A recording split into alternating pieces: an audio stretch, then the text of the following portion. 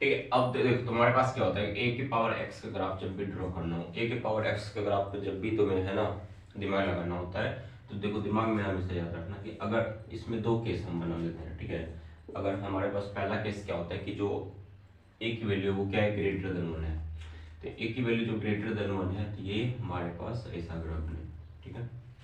एक पावर यहाँ पर ग्रेटर देन हमारे पास 1 है, ठीक है। दूसरा केस हमारे पास क्या होता है, ए की वैल्यू लेस देन 1 होती है, ठीक है। If the value of a is less than a, so the graph like this.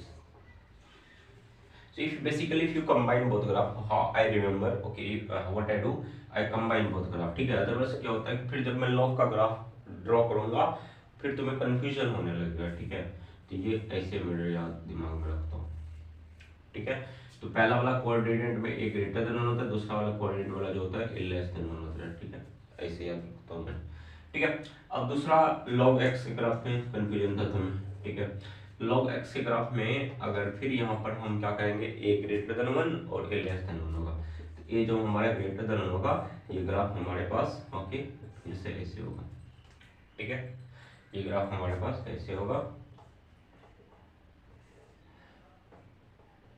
ठीक है। और फिर हमारे पास क्या है, दूसरा केस में हम क्या करते हैं, a की वैल्यू क्या करते हैं, लेस देन 1 करते हैं। ऑब्वियसली जीरो से बड़ा होता है ना, ऑब्वियसली जीरो से बड़ा होता है, ठीक है, ठीक है। तो ये हमारे पास अब जो ग्राफ होता है, ये ग्राफ हमारे पास ओके हो जाएगा, ठीक है। तो अब इसमें भी मैं क्या करता हूँ, इसको भी मैं याद कैसे रखता हूँ ओके, कंफ्यूजन ना हो, मिक्स ना हो कोई भी ग्राफ, मैं कैसे याद रखता हूँ इसको, ऐसे कर लेता हूँ, ठीक है, ठीक है। तो इस तरीके से तो ये वाला जो है इस वाले केस में ए ग्रेटर देन 1 है, इस वाले केस में हमारे पास ए क्या है, इस वाले केस में ए की वैल्यू हमारे पास क्या है ओके लेस देन 1 है, ए की वैल्यू क्या है लेस देन 1 है, ऑब्वियसली ग्रेटर देन 0, ठीक है।